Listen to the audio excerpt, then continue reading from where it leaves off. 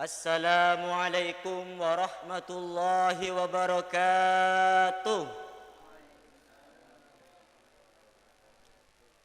Alhamdulillahi rabbil alamin, hamdan yuafi ni'amahu wa yukafi mazidah.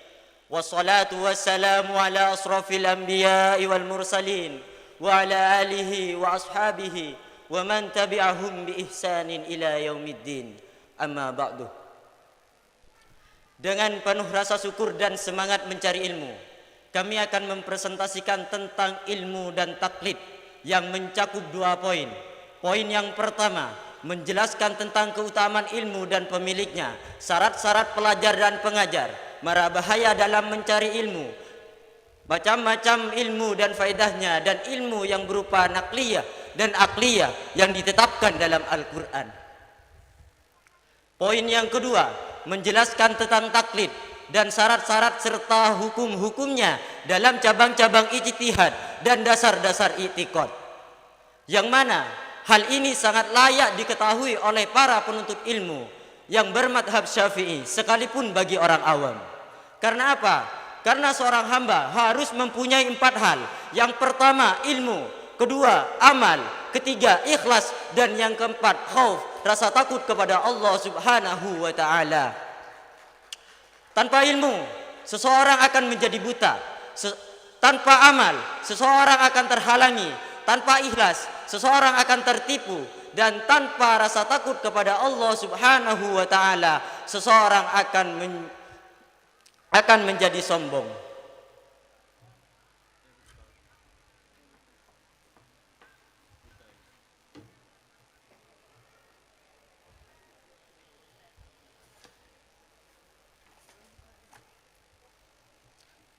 Keutamaan ilmu dan pemiliknya terlalu banyak untuk disebutkan dan terlalu besar untuk diteliti dari ayat dan hadis para nabi. Marilah kita mencari keberkahan di antaranya. Allah Subhanahu wa taala berfirman dalam surah Al-Imran ayat 18, A'udzubillahi minasyaitonir rajim. Syahidallahu annahu la ilaha illa huwa wal malaikatu wa ulul ilmi qa'iman bil qist. La ilaha illa huwal azizul hakim. Yang artinya Allah menyatakan bahwasanya tiada ada Tuhan selain Allah. Demikian pula para malaikat dan orang berilmu yang menegakkan keadilan. Tidak ada Tuhan selain Dia yang maha perkasa dan maha bijaksana. Ayat ini sudah cukup menjadi kehormatan, keutamaan, penghormatan, dan kemuliaan bagi orang yang memilikinya.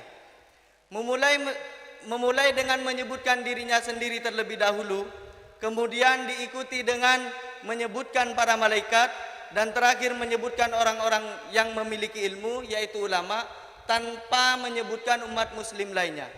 Dan Allah Subhanahu wa taala berfirman dalam surah Al-Mujadalah ayat 11, yarfa'illahu alladhina amanu minkum walladhina utul ilma darajat. Yang artinya niscaya Allah akan mengangkat derajat orang-orang yang beriman di antaramu dan orang-orang yang diberi ilmu beberapa derajat. Ibnu Abbas radhiyallahu anhu berkata, Allah akan meninggikan orang-orang yang berpengetahuan di hari kiamat atas orang-orang mukmin dengan 7 derajat, dengan jarak antara 2 derajat tersebut 500 tahun. Diriwayatkan dari Muawiyah Ibnu Abi Sufyan radhiyallahu anhu, beliau berkata bahwa Rasulullah SAW bersabda, barang siapa yang dikehendaki Allah dengannya terhadap kebaikan, maka Allah akan memberinya pemahaman dalam urusan agama.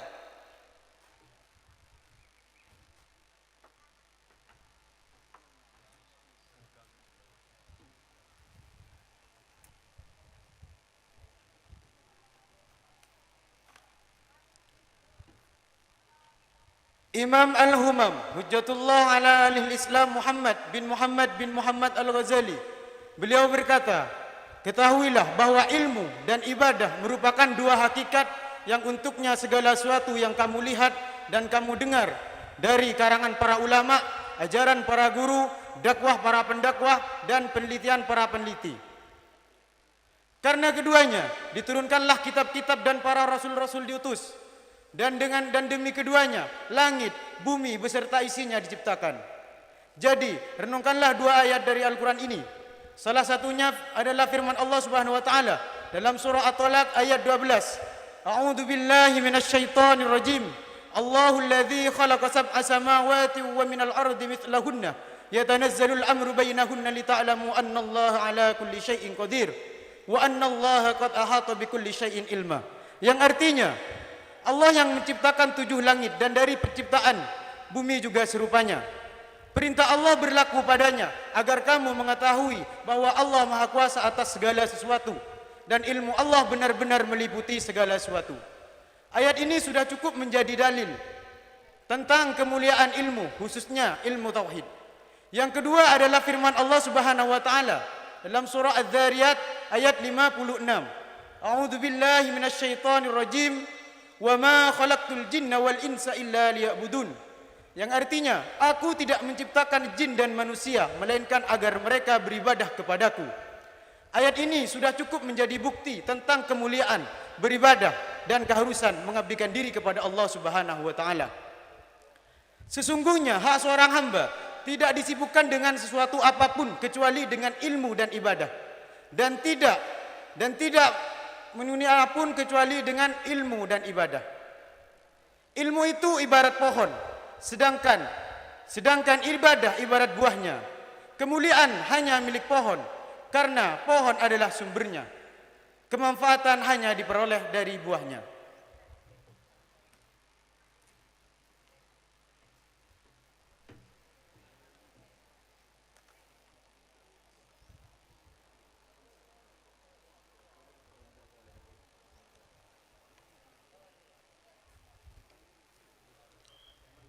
Syarat-syarat pelajar dan pengajar yaitu ada 12.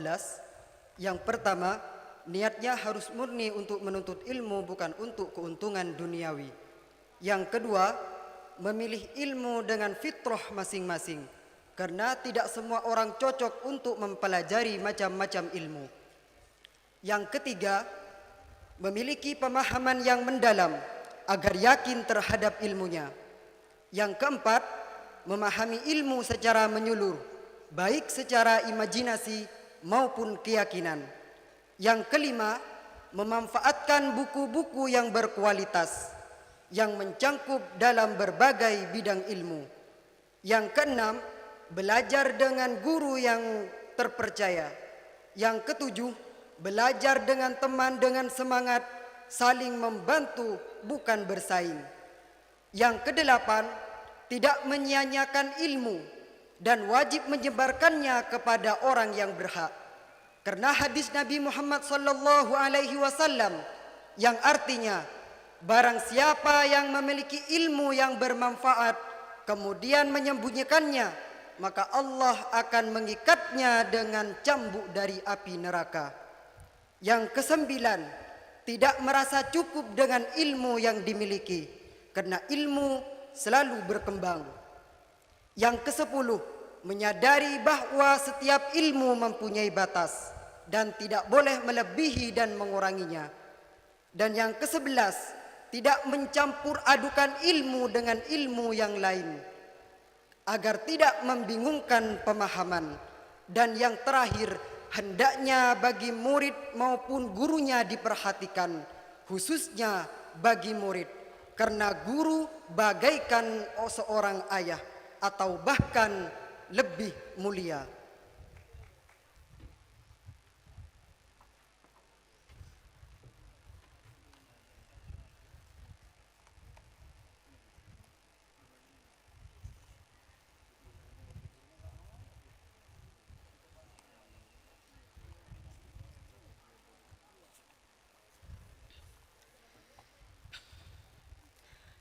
Dalam menuntut ilmu, terdapat banyak hambatan yang perlu dihindari. Di antaranya, 1. Menunda pembelajaran dengan berharap pada masa depan. Yang kedua, terlalu percaya pada kecerdasan sendiri hingga menunda pekerjaan yang justru dapat menghambat pencapaian ilmu. Yang ketiga, berpindah dari satu ilmu ke ilmu lain atau berpindah dari satu guru ke guru lain sebelum benar-benar menguasainya. Yang keempat, terlalu sibuk dengan urusan dunia seperti mencari harta, bergaul berlebihan atau membela keluarga tanpa keseimbangan. Dan yang terakhir adalah jabatan. Jabatan dan pekerjaan yang menyita waktu serta kondisi sulit yang menghalangi kesempatan belajar. Macam-macam ilmu ada 4. 1. Syar'iyyah. Dalam ilmu syariah ada 3 macam. Yang pertama, ilmu fikih. Yang kedua, ilmu hadis. Dan yang ketiga, ilmu tafsir.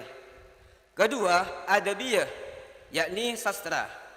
Dalam sastra ada 14 macam ilmu, yaitu ilmu bahasa, ilmu etimologi, ilmu tasrif, ilmu tata bahasa, ilmu makna, ilmu retorika, ilmu badi, ilmu prosodi, ilmu pantun, ilmu puisi, ilmu menciptakan prosa, ilmu menulis, ilmu dari bacaan, dan ilmu ceramah. Yang ketiga adalah riyadhah atau ilmu latihan. Dalam riyadhah ada 10 macam ilmu, yaitu ilmu tasawuf, ilmu ukur, ilmu falak, ilmu pendidikan, ilmu hitung, ilmu aljabar, ilmu politik, ilmu astronomi, dan ilmu manajemen rumah tangga. Dan yang terakhir adalah aqliyah atau rasionalitas. Aqliyah yaitu selain daripada ilmu yang 3 di atas, seperti ilmu logika, dialektika, prinsip fikih, prinsip agama, ilmu ketuhanan, ilmu kedokteran, ilmu alam, ilmu waktu, ilmu filsafah, dan ilmu kimia.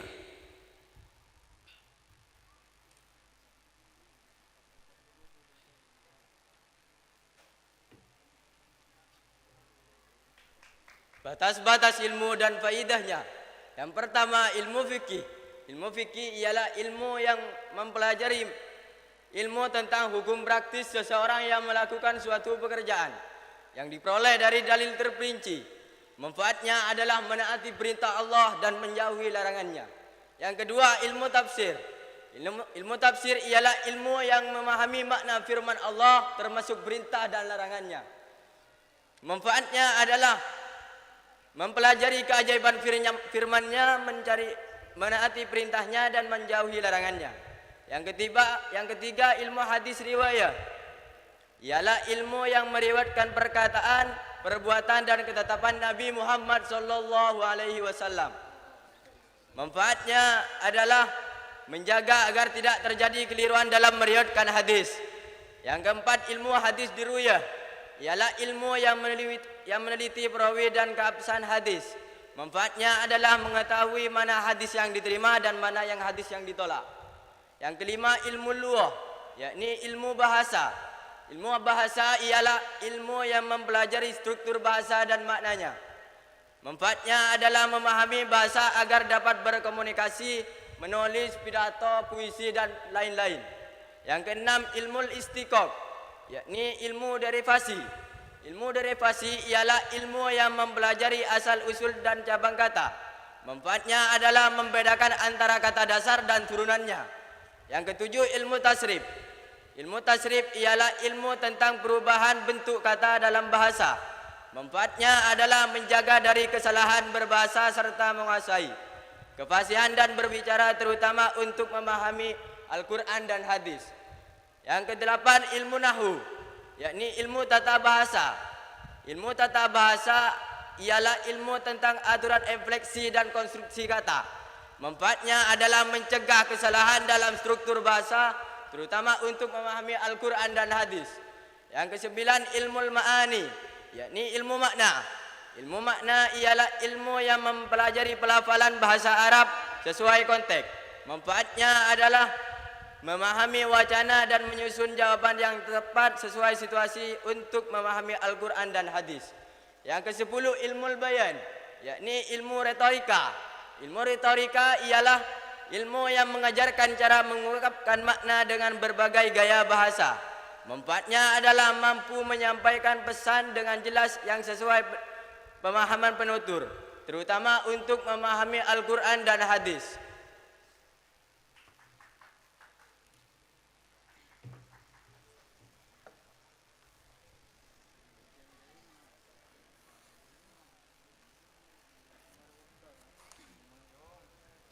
Ilmu badi, yakni ilmu keindahan bahasa.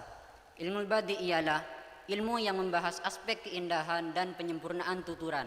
Manfaatnya adalah memahami estetika bahasa dalam puisi dan karya sastra lainnya. 12. Ilmu arud, yakni ilmu prosodi. Ilmu arud ialah ilmu yang mempelajari aturan metrum puisi. Manfaatnya adalah membedakan pola puisi yang benar dan salah sesuai standar bahasa Arab. 13. Ilmu qawafi, yakni ilmu pantun. Ilmu qawafi ialah ilmu yang mempelajari akhir baris puisi. Manfaatnya adalah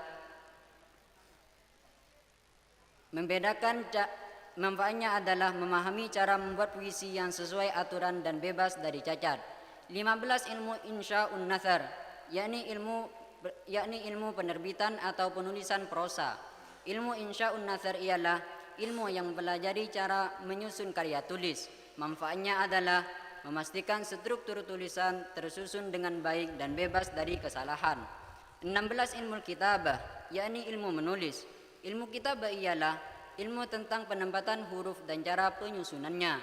Manfaatnya adalah menjaga akurasi dalam penulisan. 17. Ilmu qiraah, yakni ilmu membaca. Ilmu qiraah ialah ilmu tentang prinsip membaca dan melafalkan Al-Quran dengan benar. Manfaatnya adalah memahami cara membaca sesuai dengan bacaan para imam qiraah. 18. Al-Quran. Al-Quran ialah firman Allah yang diturunkan kepada Nabi Muhammad SAW dan tertulis dalam mushaf. Manfaatnya adalah membawa kebahagiaan di dunia dan di akhirat. 19. Ilmu tasawuf. Ilmu tasawuf ialah ilmu yang mempelajari kebersihan hati dan indera. Manfaatnya adalah memperbaiki akhlak manusia kepada Allah dan kepada sesama makhluk, zahiran wa batinan, i'tiqadan wa halan, fi'lan wa tarkan. 20. Ilmu hindusah, yakni ilmu geometri. Ilmu geometri ialah ilmu yang mempelajari sifat besaran, garis, permukaan, dan bentuk benda. Manfaatnya adalah memahami ukuran dan bentuk suatu benda.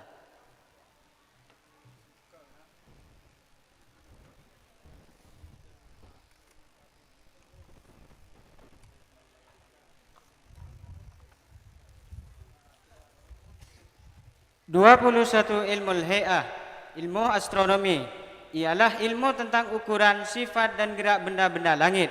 Manfaatnya adalah memahami posisi dan sifat benda-benda di alam semesta. 22. Ilmu taklimi, ilmu pendidikan. Ilmu taklimi ialah ilmu tentang materi, besaran, bentuk dan gerak. Manfaatnya adalah memahami hakikat dan karakteristik benda-benda di alam. 23. Ilmu hisab, ilmu matematika. Ilmu matematika ialah ilmu tentang perhitungan atau bilangan. Manfaatnya adalah menyelesaikan perhitungan dengan aturan yang pasti. 24. Ilmu musiki, yakni ilmu musikologi. Ilmu musikologi ialah ilmu tentang nada dan susunan melodi. Manfaatnya adalah memberikan efek emosional, digunakan dalam hiburan, peperangan dan terapi. 25. Ilmu siasah, yakni ilmu politik. Ilmu politik ialah ilmu tentang prinsip kepemimpinan dan kebijakan sipil. Manfaatnya adalah memahami cara mengatur pemerintahan dan menegakkan keadilan. 26. Ilmu akhlak, yakni ilmu etika. Ilmu etika ialah ilmu yang membahas akhlak antar sesama. Manfaatnya adalah membantu manusia dalam berakhlak baik, menjauhi keburukan. 27. Ilmu tadbiril manzil, yakni ilmu pengelolaan rumah tangga. Ilmu pengelolaan rumah tangga ialah ilmu tentang hubungan dalam rumah tangga. Manfaatnya adalah menciptakan keteraturan dalam keluarga untuk kesejahteraan dunia dan akhirat. 28. Ilmu mantik, yakni ilmu logika. Ilmu logika ialah ilmu yang mempelajari prinsip berfikir yang benar. Manfaatnya adalah menjaga dari kesalahan dalam berfikir. 29. Ilmu jidal, yakni ilmu debat. Ilmu debat ialah ilmu tentang metode membuktikan kebenaran dan menghilangkan keraguan. Manfaatnya adalah mempertajam pemikiran dalam kajian fikih dan usul. 30. Ilmu usulil fikih, yakni ilmu kaidah fikih. Ilmu kaidah fikih ialah ilmu tentang prinsip umum fikih dan cara mengambil hukum dari dalilnya. Manfaatnya adalah memahami dasar hukum Islam dan cara menyimpulkannya.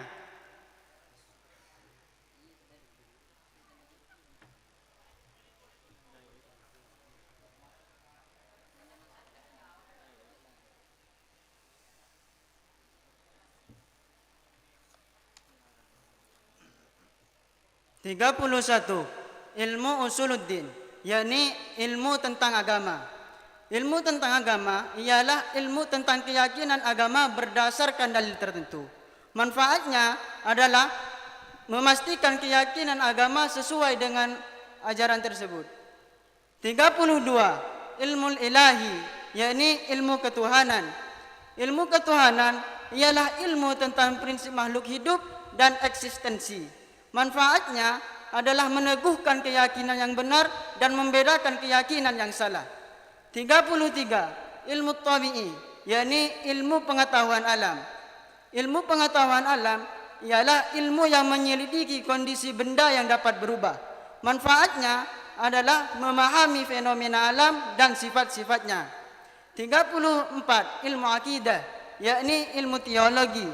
Ilmu teologi ialah ilmu yang membahas keyakinan Islam berdasarkan Al-Quran, Sunnah, ijma' dan akal yang tidak bertentangan dengannya. Manfaatnya adalah memperkuat pemahaman agama. 35. Ilmu tib, yakni ilmu kedokteran. Ilmu kedokteran ialah ilmu tentang kesehatan, penyakit dan faktor yang mempengaruhinya. Manfaatnya adalah menjaga kesehatan dan mengobati penyakit. 36. Ilmu mikot, yakni ilmu tentang waktu. Ilmu tentang waktu ialah ilmu yang membahas waktu siang dan waktu malam. Manfaatnya adalah menentukan waktu ibadah dan arah kiblat dengan tepat. 37. Ilmu nawamis, yakni ilmu hukum. Ilmu hukum ialah ilmu yang membahas hakikat kenabian, wahyu dan sunnah. Manfaatnya adalah menjelaskan perlunya kenabian dan manfaatnya bagi kehidupan dunia dan akhirat. 38. Ilmu filsafat. Ilmu filsafat ialah ilmu yang mencari kebenaran segala sesuatu dan bagaimana cara bertindak secara bijak. Manfaatnya adalah memahami prinsip kebaikan dan keburukan berdasarkan akal. 39. Ilmu kimia. Ilmu kimia ialah ilmu yang mempelajari unsur-unsur seperti emas, perak, logam, minyak, air, gas dan macam-macamnya. Manfaatnya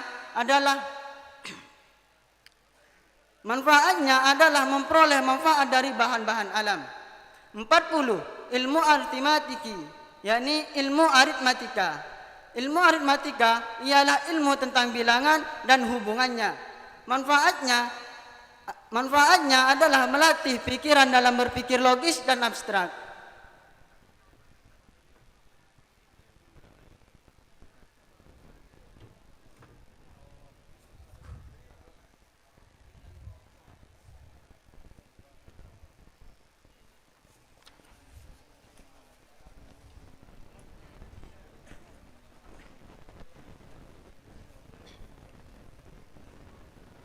41. Ilmu masahah atau disebut ilmu volume ialah ilmu yang mengukur luas tanah dan bangunan. Manfaatnya adalah mengetahui ukuran dan perhitungan suatu wilayah. 42. Ilmu baitarah atau disebut ilmu kedokteran hewan ialah ilmu tentang kesehatan dan penyakit hewan. Manfaatnya menjaga kesejahteraan hewan dan mencegah dari penyakit. 43. Ilmu falahah, yakni ilmu pertanian ialah ilmu tentang pertumbuhan dan perawatan tanaman. Manfaatnya adalah meningkatkan hasil panen dan menjaga kesuburan tanah. 44. Ilmu sihir, yakni ilmu sihir dan jimat ialah ilmu yang membahas pengaruh spiritual terhadap unsur-unsur alam. Manfaatnya adalah dapat mengubah sesuatu dari satu keadaan ke keadaan yang lain tergantung tujuan penggunaannya. 45 adalah ilmu firasah, yakni ilmu fasiognomi ialah ilmu yang membaca tanda-tanda fisik seseorang berdasarkan karakter atau kondisi batinnya. Manfaatnya adalah memahami kepribadian seseorang berdasarkan ciri fisiknya. Dalam hal ini Rasulullah SAW bersabda, "Ittaqu firasatal mu'min." Maka berhati-hatilah kalian semua terhadap firasatnya orang mukmin. 46. Ilmu ramal, yakni ilmu pasir ialah ilmu yang menganalisis bentuk dan pola untuk memahami keberuntungan atau kesialan. Manfaatnya adalah memberikan wawasan tentang hubungan dan peristiwa yang akan terjadi. 47. Ilmu zairajah, yakni ilmu perbintangan ialah ilmu yang memprediksi kondisi Ilmu yang memprediksi kondisi seseorang berdasarkan astronomi. Manfaatnya adalah memahami rahasia kehidupan melalui gerakan benda langit. 48 ilmu ta'birur ru'yah, yakni ilmu tafsir mimpi, ialah ilmu yang menafsirkan makna mimpi berdasarkan simbol-simbol. Manfaatnya adalah memberikan wawasan tentang hubungan melalui petunjuk dari mimpi. 49 ilmu ahkamin nujum, yakni ilmu astrologi, ialah ilmu yang menyimpulkan kejadian-kejadian dari gerakan benda langit. Manfaatnya adalah mengetahui kejadian-kejadian berdasarkan posisi bintang dan planet.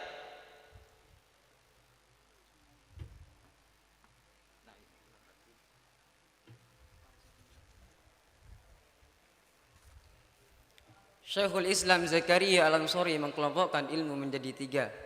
Pertama, ilmu yang sudah matang tetapi belum terbakar, yaitu ilmu nahwu dan ilmu usul. 3, ilmu yang sudah matang dan membara, yaitu ilmu fikih dan ilmu hadis. 3, ilmu yang belum matang dan tidak akan pernah habis, yaitu ilmu bayan dan ilmu tafsir. Ada 7 macam ilmu yang paling utama. 1, ilmu usuluddin atau ilmu tauhid. 2, ilmu qiraah, ilmu tentang cara membaca Al-Quran. 3, ilmu tafsir, ilmu yang menjelaskan makna ayat-ayat Al-Quran. 4, ilmu hadis, ilmu tentang perkataan dan perbuatan Nabi Muhammad SAW. 5, ilmu usulul fiqh, ilmu yang membahas kaidah-kaidah dasar dalam fikih. 6, ilmu fikih, ilmu hukum Islam setelah keimanan yang sahih. 7, ilmu kedokteran, ilmu terpenting setelah hukum fikih. Imam Syafi'i berpendapat bahwasanya ilmu itu ada 2. Pertama, ilmu fikih untuk agama. Kedua, ilmu kedokteran untuk tubuh. Ilmu alat yang paling penting itu ada 3. 1, ilmu nahwu. 2, ilmu lughah. 3, ilmu hisab. Pesan penting bagi penuntut ilmu: dahulukanlah ilmu yang lebih penting setelah yang penting. Jangan hanya fokus pada satu bidang ilmu dan menolak ilmu lainnya. Ilmu saling berkaitan dan saling melengkapi. Jika ingin menjadi orang yang alim, kuasailah satu ilmu secara mendalam. Jika ingin menjadi penulis atau cendekiawan, maka kuasailah berbagai macam ilmu.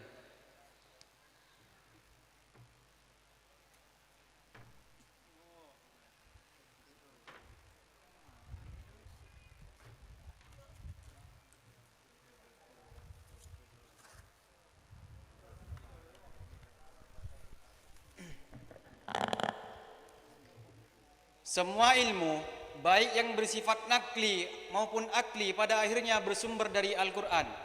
Begitu juga disebutkan dalam Al-Quran. Yang pertama, ilmu syar'i. Yang kedua, ilmu arbabut tasawuf. Yang ketiga, ilmu isarah.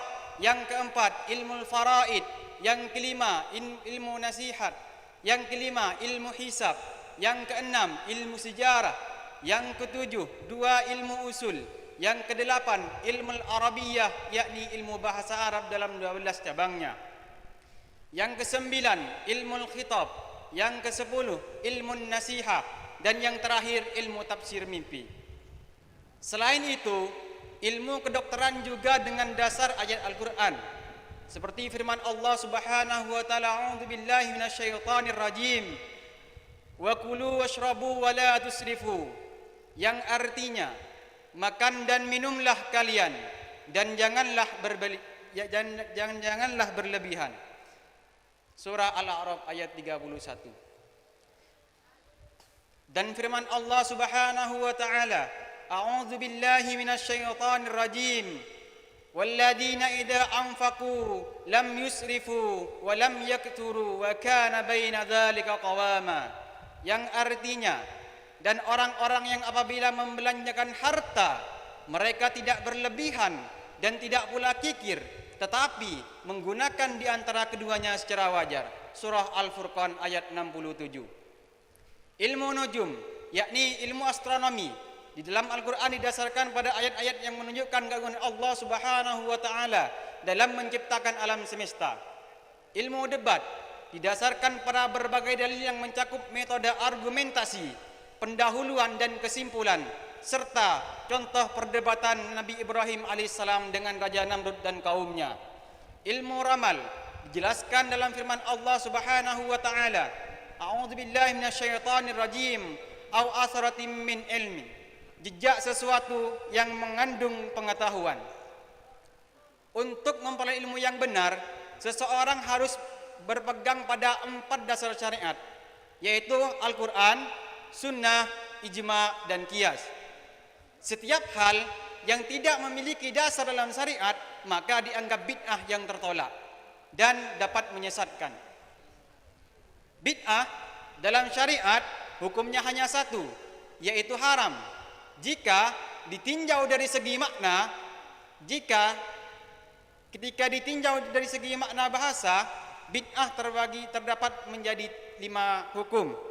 Yang pertama, wajib kifayah, seperti mempelajari ilmu bahasa Arab yang diperlukan untuk memahami Al-Quran dan Sunnah, seperti ilmu nahwu, ilmu saraf, dan sejenisnya. Yang kedua, haram, seperti bid'ah yang bertentangan dengan prinsip Ahlussunnah wal Jamaah. Yang ketiga, sunnah, seperti perbuatan baik yang tidak diketahui asal muasalnya dan ucapan ulama tasawuf. Dan yang keempat, makruh, seperti menghias masjid secara berlebihan dan mempercantik mushaf. Dan yang terakhir, mubah, seperti menikmati makanan dan minuman yang lezat.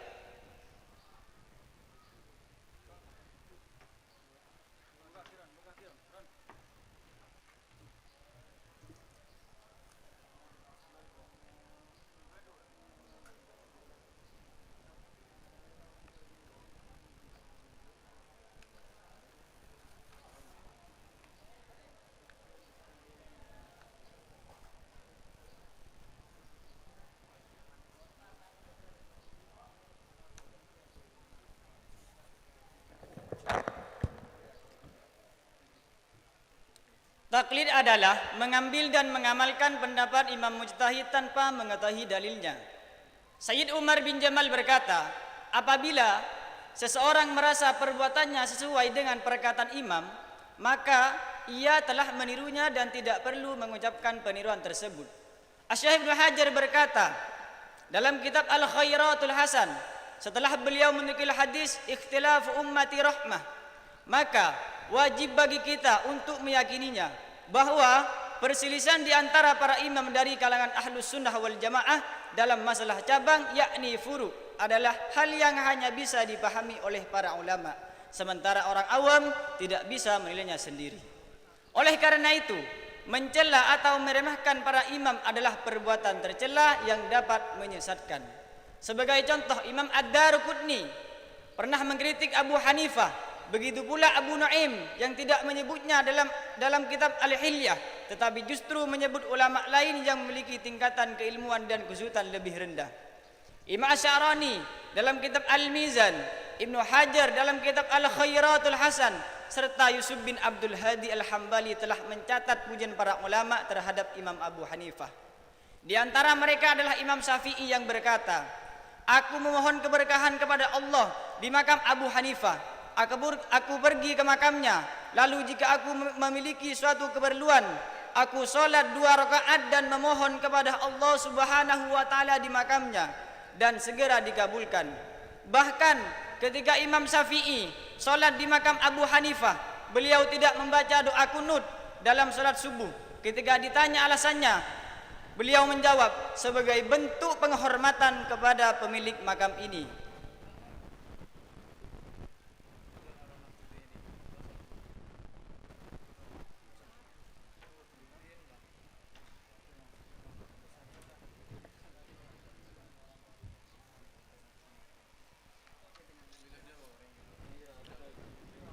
Imam As-Subki juga berpesan kepada para pencari ilmu agar menghormati para imam terdahulu. Ia menegaskan bahwa jangan tergesa-gesa dalam menilai perselisihan di antara para ulama, kecuali jika ada bukti yang jelas. Jika seseorang mampu memahami dan menafsirkan perbedaan mereka dengan baik sangka, maka lakukanlah. Namun jika tidak, lebih baik menghindari perdebatan yang tidak perlu. Beliau juga menyoroti beberapa perselisihan di kalangan ulama seperti Imam Abu Hanifah, Imam Sufyan Ats-Tsauri, Imam Malik, dan Ibnu Abi Dhi'b serta Ahmad bin Shalih An-Nasa'i. Perbedaan semacam ini adalah bagian dari diskusi ilmiah yang harus disikapi dengan bijak. Dalam sejarah, para ulama mujtahid dan pengikut mereka terus mengeluarkan fatwa dan memberikan hukum berdasarkan ajaran mereka. Namun, dengan wafatnya para ulama dan menurunnya semangat keilmuan, sebagian madhab pun mulai punah. Contohnya Al-Laits bin Sa'ad dan Ibnu Jarir tidak lagi disebut dalam kitab-kitab utama seperti 10 kitab fikih terkenal. Sebaliknya madhab yang tetap bertahan dan disebut dalam kitab-kitab tersebut antara lain Imam Sufyan bin Uyainah, Imam Al-Auza'i dan lainnya. Dahulu jumlah madhab yang berkembang dalam kurun waktu yang panjang mencapai 11 madhab atau lebih. Namun seiring waktu hanya 4 madhab yang tetap bertahan hingga saat ini karena sanad dan ajaran mereka terdokumentasi dengan baik.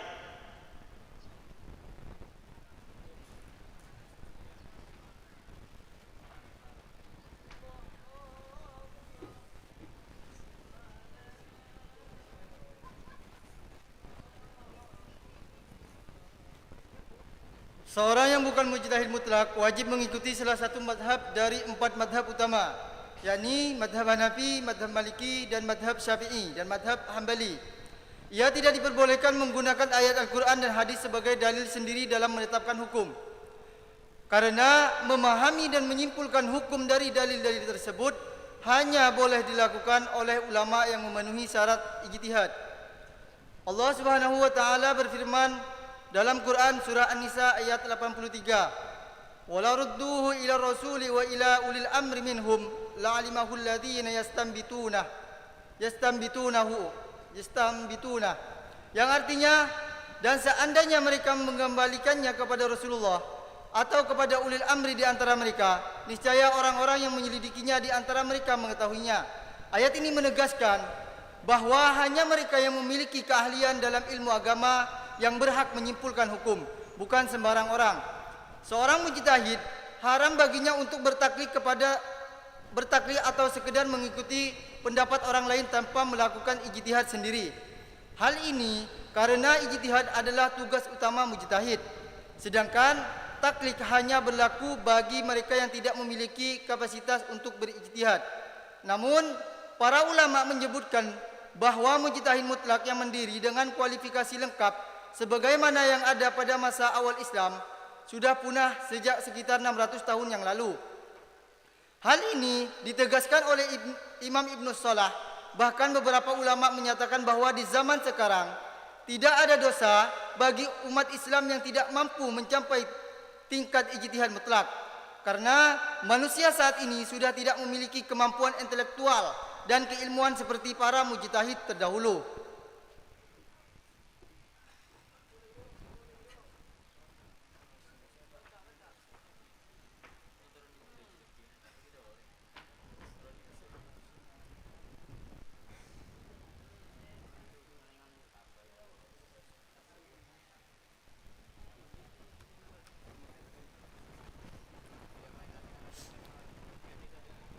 Selain itu, madhab yang diikuti oleh umat Islam sebenarnya tidak terbatas terhadap 4 madhab. Meskipun keempat madhab tersebut lebih terjaga dan terdokumentasi dengan baik dibandingkan madhab yang lainnya. Sebagian ulama juga mengikuti selain 4 madhab utama, seperti Imam Sufyan Ats-Tsauri, Imam Sufyan bin Uyainah, Imam Ishaq bin Rahawayh, Imam Daud Ad-Dhahiri, dan Imam Al-Auza'i. Namun 4 madhab utama lebih banyak diikuti karena para imamnya memperdalam, menjelaskan dan meneliti dalil-dalil yang digunakan, sehingga para pengikutnya lebih terjaga dari perubahan dan distorsi dalam ajaran. Melalui usaha mereka, umat Islam dapat membedakan mana yang lebih kuat dan mana yang lebih lemah dalam beberapa pendapat fikih. Sebaliknya, madhab-madhab di luar 4 madhab utama tidak selalu memiliki dokumentasi yang kuat, sehingga ada risiko terjadi perubahan atau distorsi dalam ajaran dan disadarkan kepada imam-imam tersebut. Oleh karena itu, para ulama menegaskan bahwa seseorang tidak boleh mengikuti pendapat seorang imam tanpa memahami syarat-syarat dan metodologi ijtihadnya. Hal ini juga berlaku bagi orang-orang yang berafiliasi dengan salah satu dari 4 madhab, seperti mengikut Imam Syafi'i atau Imam Abu Hanifah. Seperti Imam An-Nawawi, Imam Ibnu Munzir dan lainnya membolehkan mengikuti pendapat ulama tertentu dalam beberapa masalah fikih. Hal ini juga ditegaskan oleh Imam Ahmad bin Abdurrahman An-Nasiri yang dalam fatwanya menyatakan bahwa boleh mengikuti pendapat ulama pilihan dalam masalah tertentu, seperti pendapat Imam Asyuti mengenai jumlah rakaat salat Jumat. Dalam kitab-kitab fikih disebutkan bahwa pendapat para sahabat Nabi juga merupakan hujah yang kuat, baik bagi mujtahid maupun orang awam. Pandangan ini dipegang oleh Imam Syafi'i dalam Qaulul Qadimnya, serta menjadi ajaran yang dianut oleh Imam Malik dan mayoritas ulama lainnya.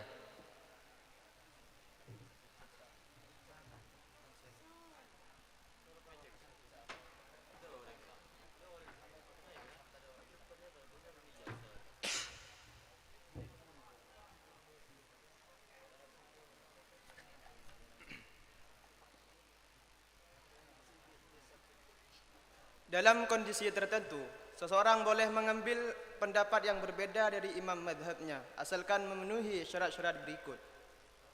Syarat-syarat taklid, menurut Asy-Syaikh Ibnu Hajar dan ulama lainnya terdapat 6 syarat dalam taklid. Yang pertama, pendapat yang ditaklid harus tertulis agar jelas dan memastikan bahwa yang diikuti benar.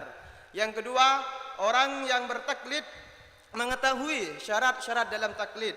Yang ketiga, taklid tidak boleh bertentangan dengan keputusan hakim, nas Al-Quran, sunnah, ijma' atau qiyas yang jelas. Yang keempat, tidak boleh memilih pendapat yang paling ringan dari berbagai madhab hanya demi kemudahan pribadi. Yang kelima, tidak boleh membuat pernyataan dalam suatu perkara lalu berlawanan dalam perkara yang sama. Yang keenam, tidak boleh mencampur adukan pendapat dari 2 madhab yang menghasilkan hukum baru yang tidak pernah diungkapkan oleh seorang imam, seperti dalam satu solat meniru pendapat Asy-Syafi'i dalam mengusap sebagian kepala dan pendapat Maliki dalam kesuciannya anjing. Sebagian ulama menambahkan syarat taklid menjadi 7, yaitu orang yang taklid harus meyakini keunggulan atau kesetaraan pendapat yang diikutinya dibandingkan dengan yang lain. Menurut Syekh Ibnu Hajar, meskipun ada perbedaan pandangan, pendapat yang lebih kuat adalah yang diunggulkan oleh 2 ulama besar, yaitu boleh meniru pendapat yang lebih utama karena adanya keutamaan dalam hal tersebut. Ada juga yang menambahkan syarat taklid menjadi 8, yaitu al-imam yang ditaklid harus masih hidup pada saat seseorang melakukan taklid. Namun pendapat ini ditolak karena menurut Ibnu Al-Jamal dalam kitab Fathul Majid, kedua syekh sepakat bahwa taklid kepada ulama yang telah wafat tetap sah dan mereka menyatakan hal ini dengan jelas.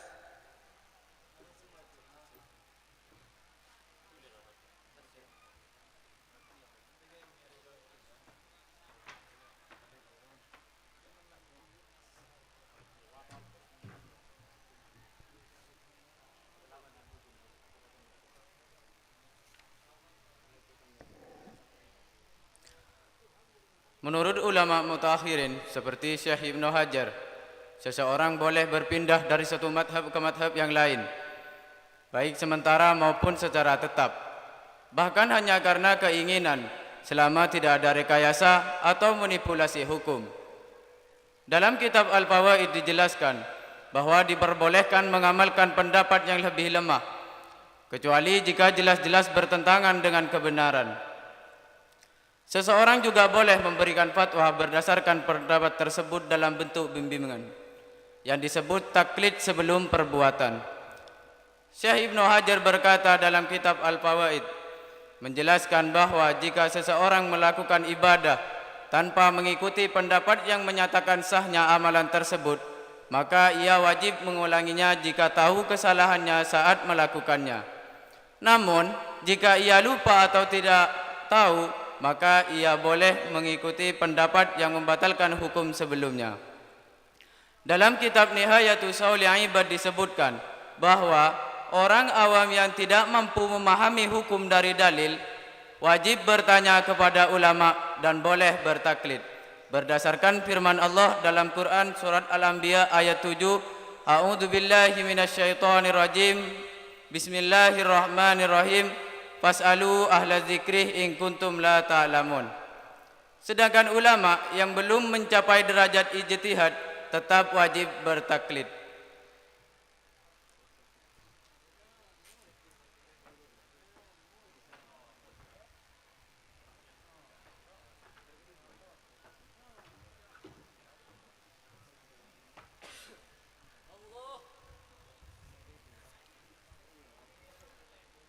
Cabang-cabang ijtihad terbagi menjadi dua. Yang pertama, mujtahid mutlak. Mereka berijtihad sendiri tanpa mengikuti pendapat orang lain. Tidak diperbolehkan bertaklid karena memiliki kemampuan istinbat hukum sendiri. Yang kedua, selain mujtahid mutlak. Selain mujtahid mutlak terdiri dari dua kelompok. Yang pertama, mujtahid dalam madhabnya. Memahami prinsip dan cabang madhabnya secara mendalam. Dapat memilih pendapat yang paling kuat berdasarkan dalil atau analogi. Jika seorang hakim, ia boleh memutuskan berdasarkan pendapat yang dipilihnya, meskipun berbeda dengan imam madhabnya asalkan memiliki dalil yang kuat.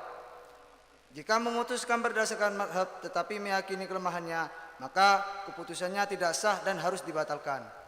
Yang kedua, ahli hukum dalam madhabnya. Mengetahui pendapat dalam madhabnya tetapi hanya berdasarkan peniruan tanpa kemampuan ijtihad sendiri. Hanya boleh mengeluarkan fatwa atau keputusan berdasarkan pendapat yang sahih dalam madhabnya. Dalam kondisi darurat atau kemaslahatan umum, boleh mengikuti pendapat yang lebih lemah. Seperti dalam kesaksian yang tidak memenuhi syarat secara ideal. Orang awam boleh mengikuti fatwanya jika diyakini berasal dari pemahaman yang benar.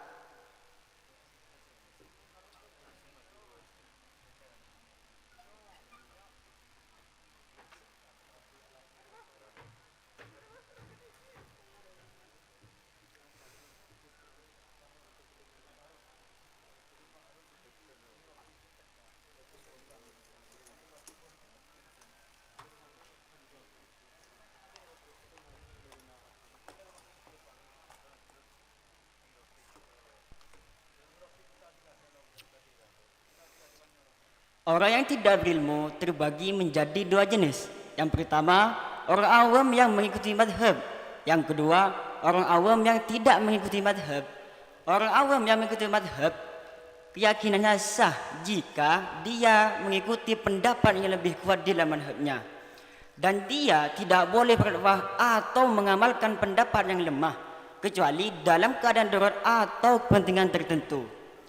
Kedua, orang awam yang tidak mengikuti madhab seperti mu'allaf atau orang yang belum mengikuti madhab, maka dia wajib mengikuti fatwa ulama yang ia percayai. Jika ada dua ulama yang berbeda pendapat, maka dia boleh memilih salah satunya. Pendapat ulama tentang madhabul ami, madhabnya orang yang awam. Menurut Imam At-Tajul Fazari, bahwa orang awam tidak boleh mengikuti ulama hanya dengan melihat amalan saja. Karena kenapa? Karena bisa jadi tidak sesuai dengan dalil yang benar. Namun, menurut Imam Ibn Ziyad berkata, jika amalan seorang sesuai dengan imam yang sah, maka amalan itu diterima. Menurut Imam Al-Allamah Abi Bakri bin Abi Qasim Al-Ahdal, orang awam saat ini sulit berpegang teguh terhadap satu madhab, terutama di pedesaan, sehingga mereka lebih fleksibel dalam bermadhab. Yang terakhir, menurut Imam Ibnu Hajar, bahwa orang awam boleh mengikuti ulama siapapun yang ia percayai, dengan catatan dia tidak mencari keringanan dalam beragama.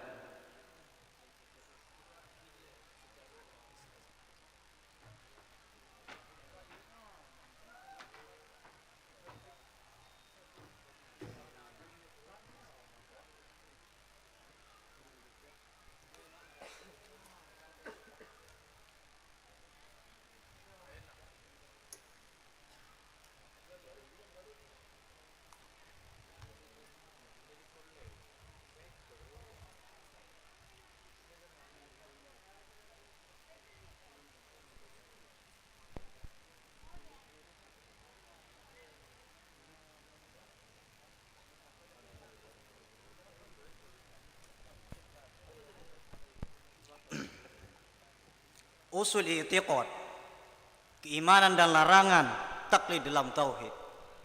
Setiap mukallaf laki-laki atau perempuan wajib mengetahui dasar-dasar keimanan. Meskipun hanya dalil umum. Haram bertaklid dalam tauhid. Karena keimanan yang hanya didasarkan mengikuti pendapat orang lain hanya mengandung keraguan. Namun secara hukum duniawi, orang yang bertaklid tetap dianggap muslim. Sah pernikahannya, sembelihan hewannya halal, dan dapat mewarisi serta dimakamkan di pemakaman muslim. Dalam pandangan akhirat, ia tidak akan kekal di neraka, tetapi mendapat dosa karena meninggalkan pemahaman yang mendalam tentang tauhid. Jika ia ragu dalam taklidnya, maka imannya tidak sah dan bisa jatuh dalam kekafiran. Na'udzubillahi min dzalik. Pendapat para ulama tentang taklid dalam keimanan. Pendapat Imam Al-Amidi, para sahabat sepakat bahwa orang yang bertaklid dalam iman tidak dianggap kafir. Kecuali menurut Abu Hashim Al-Jubba'i dari Mu'tazilah. Pendapat Imam Ibnu Hajar, sebagian ulama berpendapat bahwa ilmu diperoleh dari fitrah dengan dalil Quran surah Ar-Rum ayat 30 tentang fitrah Allah Subhanahu wa taala. Pendapat Imam Abu Mansur Al-Maturidi, orang awam tetap beriman karena fitrah manusia diciptakan dengan kepercayaan kepada Allah, meskipun mereka tidak bisa mengungkapkannya dengan istilah teologis. Sebagian ulama bahkan jika seorang yang hidup di tempat terpencil tetap memiliki keyakinan pada Tuhan tanpa memahami dalilnya, itu cukup baginya sebagai iman. Pandangan perbedaan madhab dan taklid. Taklid adalah mengamalkan pendapat mujtahid tanpa mengetahui dalilnya. Jika seorang mengamalkan pendapat ulama tanpa menyebut sebagai taklid, itu tetap dianggap sebagai taklid. Imam Ibnu Hajar berkata, perbedaan pendapat di antara para imam adalah rahmat bagi kaum Islam dan memiliki hikmah yang mendalam. Haram merendahkan ulama atau mencela madhab, karena daging ulama itu beracun. Dan mencela mereka bisa menyebabkan kebinasaan bagi pelakunya.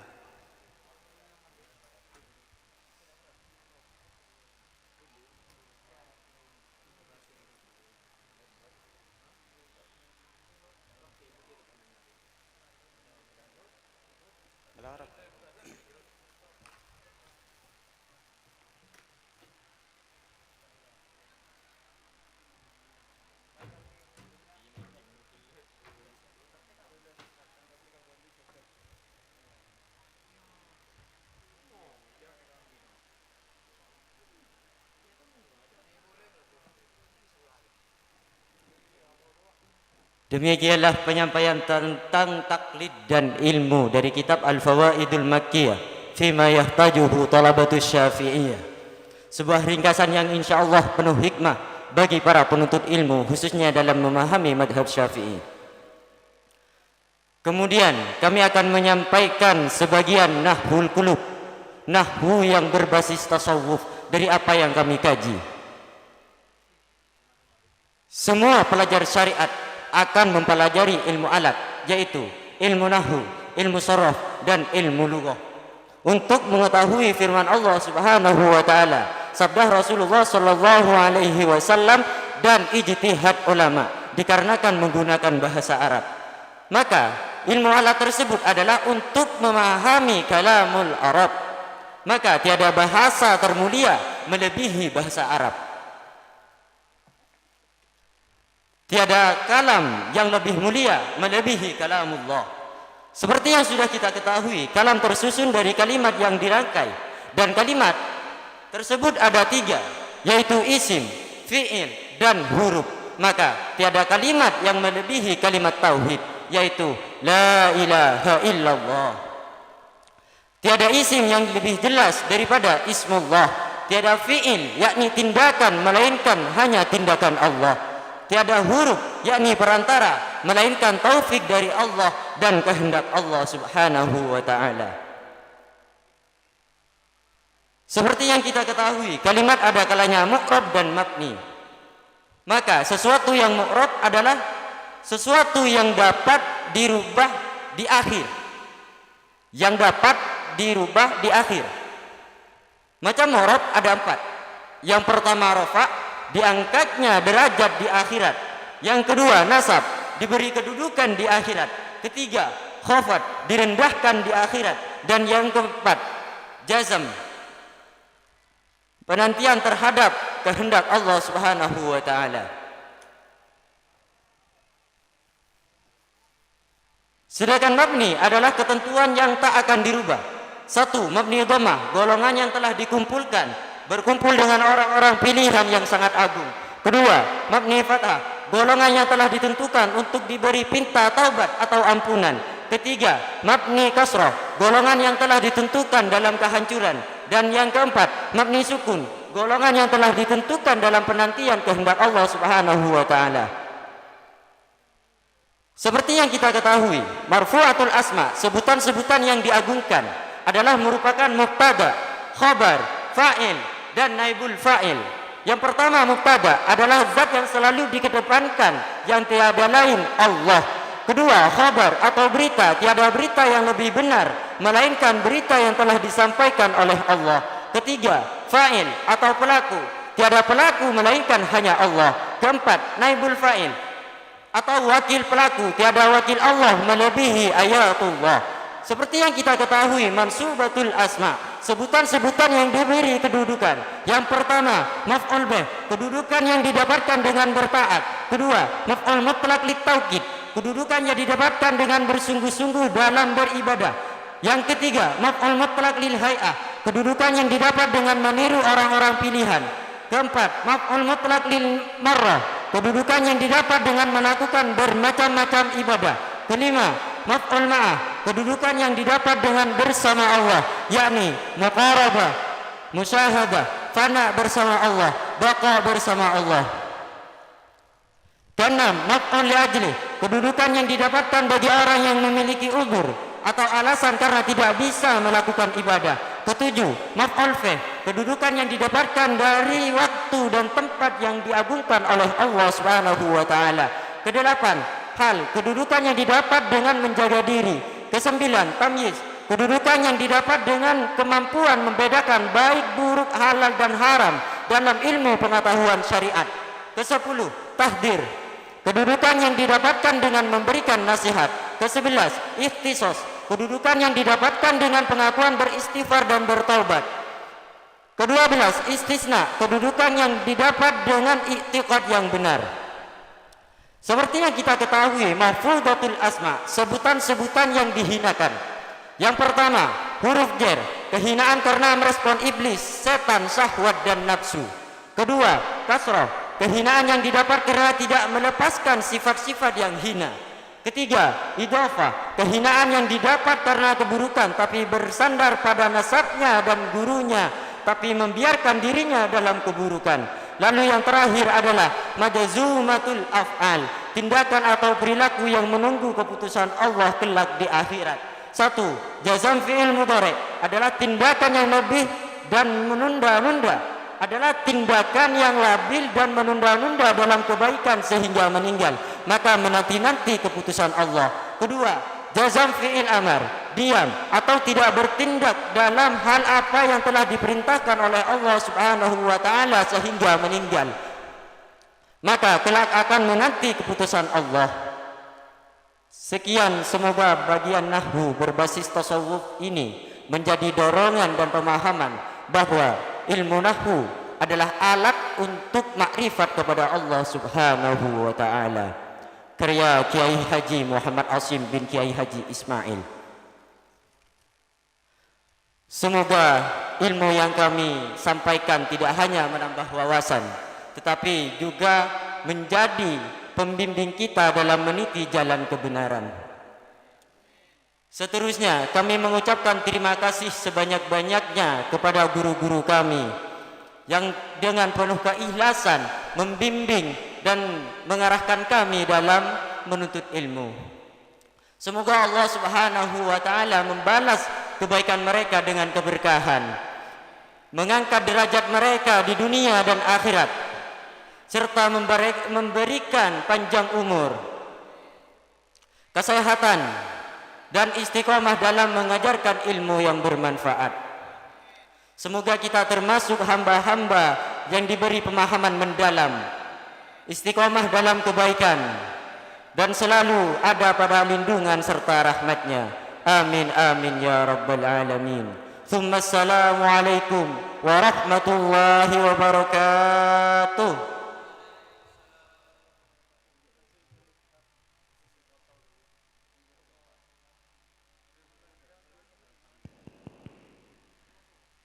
Itulah pemaparan dari kelas 2 aliyah sebagai wisudawan pada kesempatan kali ini. Dan untuk para wisudawan, kami harap untuk tidak meninggalkan panggung kehormatan karena ada sesi pemberian syahadah yang akan diberikan oleh Al-Mukarram Ustadz Hussein SPD MPD selaku Wakil Kepala Sekolah MT Darajul Ulum yang akan dibantu oleh Ustadz Hanafi SPD. Dan untuk segenap wisudawan sarjana pendidikan An-Naqsyabandiyah Umbul tahun 2025, kami persilahkan untuk berbaris di depan podium kehormatan. Sekali lagi kepada segenap wisudawan sarjana pendidikan STKIPN Naqsyabandiyah tahun 2025, kami mohon untuk berbaris di depan podium kehormatan sekarang juga, karena akan diabadikan bersama sang wisudawan dari kelas 2 aliyah.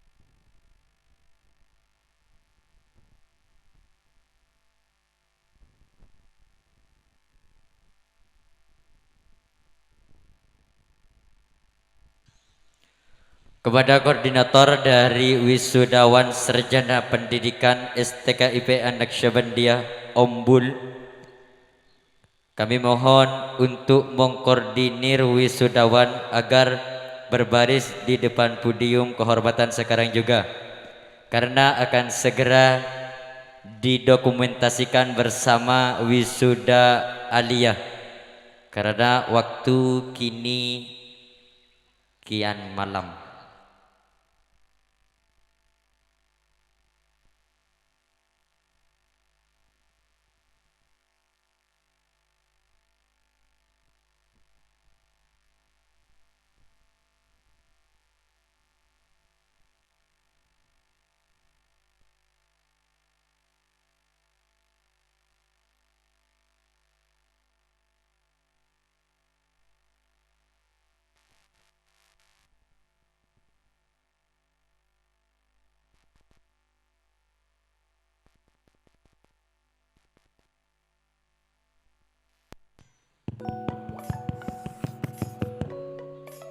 Baik, akan kami panggil sang wisudawan sarjana pendidikan Sekolah Tinggi Keguruan Ilmu Pendidikan An-Naqsyabandiyah Umbul tahun 2025 cabang Sampang.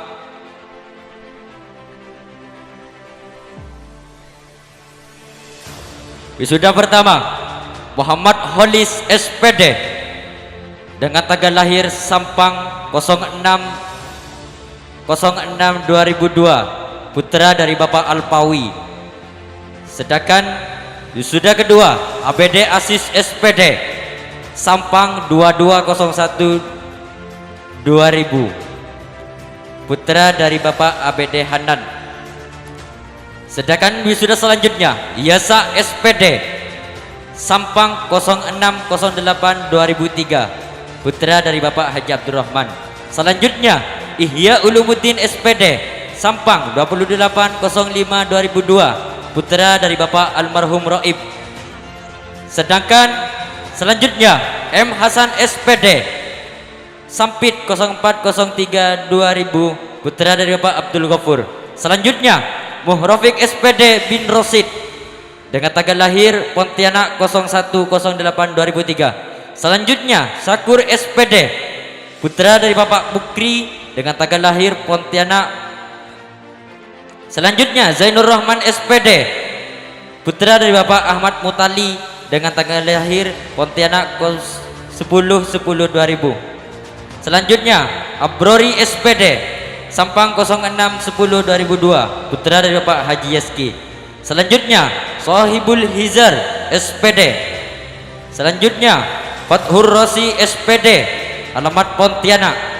Selanjutnya Sahrul SPD Sampang 10/01/2001, putra dari Bapak Risa. Selanjutnya Ahmad Urib SPD. Selanjutnya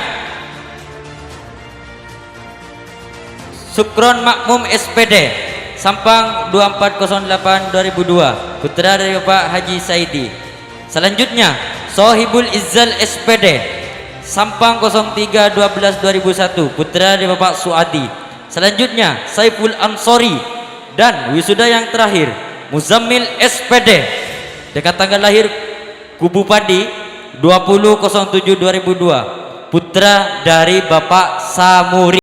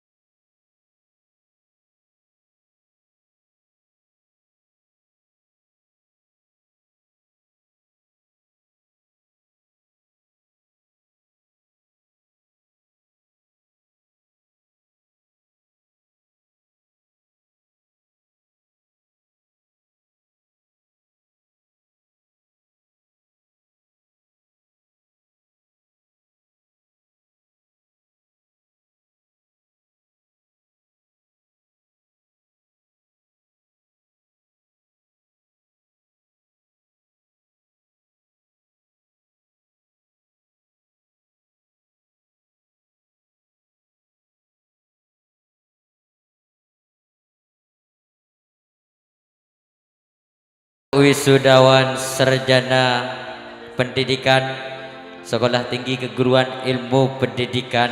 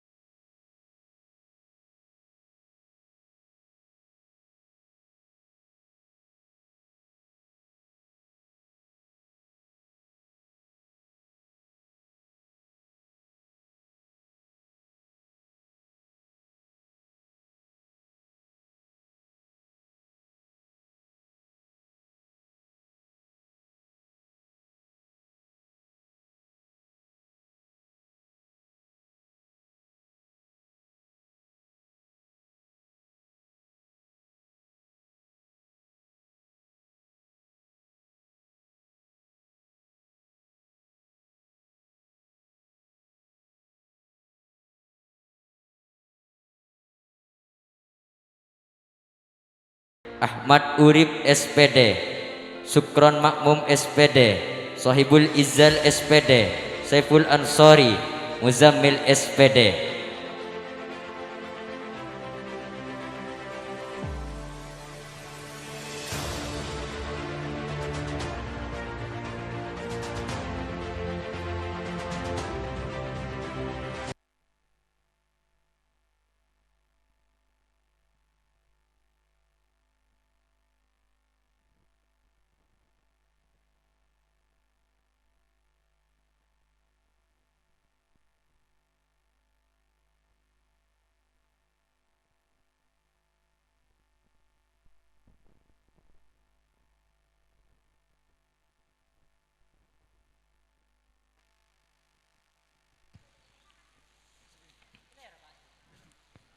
Baik, selanjutnya ABD Asis SPD dengan tanggal lahir Sampang 06/08/2003, putra dari Bapak ABD Hanan.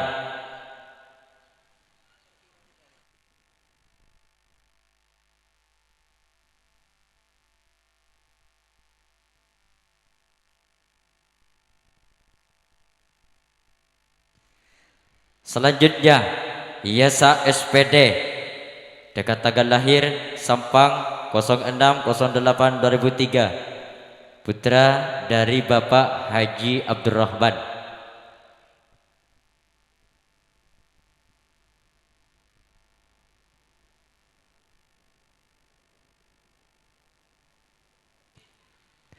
Selanjutnya Ihya Ulumuddin SPD Sampang 28/05/2002, putra dari Bapak almarhum Roib.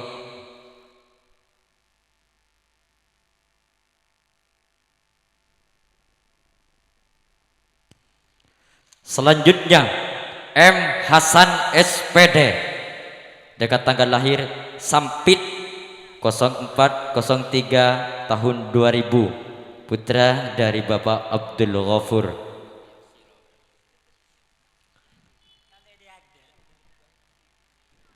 Selanjutnya Moh Rafiq SPD Pontianak 01/08/2003, putra dari Bapak Rosid.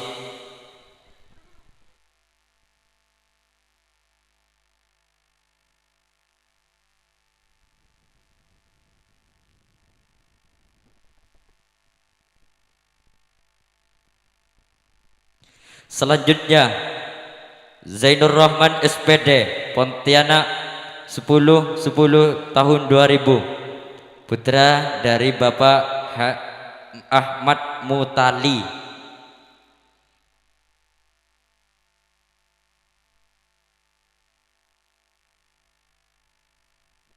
Selanjutnya Abrori SPD Sampang 06/10/2002, putra dari Bapak almarhum Haji Yaski.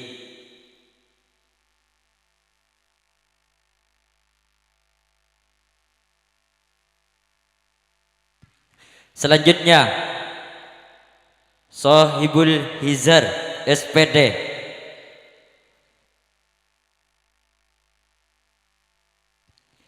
Selanjutnya Fathur Rosi SPD Pontianak.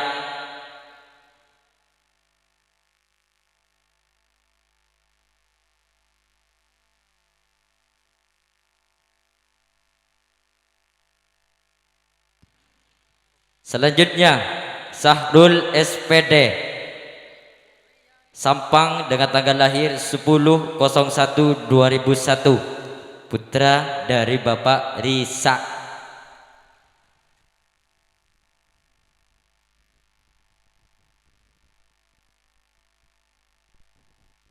Selanjutnya Ahmad Urip SPD Sampang.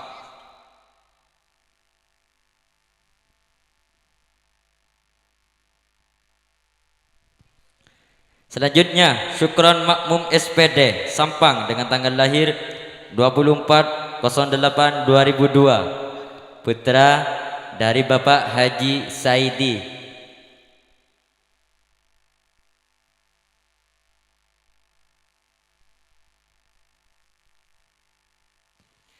Selanjutnya Sohibul Izzal SPD Sampang dengan tanggal lahir 03/12/2001, putra dari Bapak Soadi.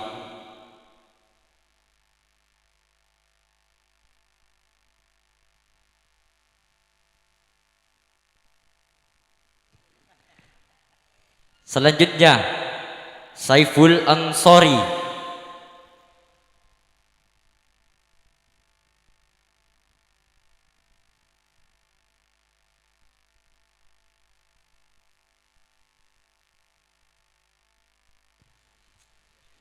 Selanjutnya sebagai wisuda terakhir Muzammil SPD Kubu Padi dengan tanggal lahir 20/07/2002, putra dari Bapak Samuri.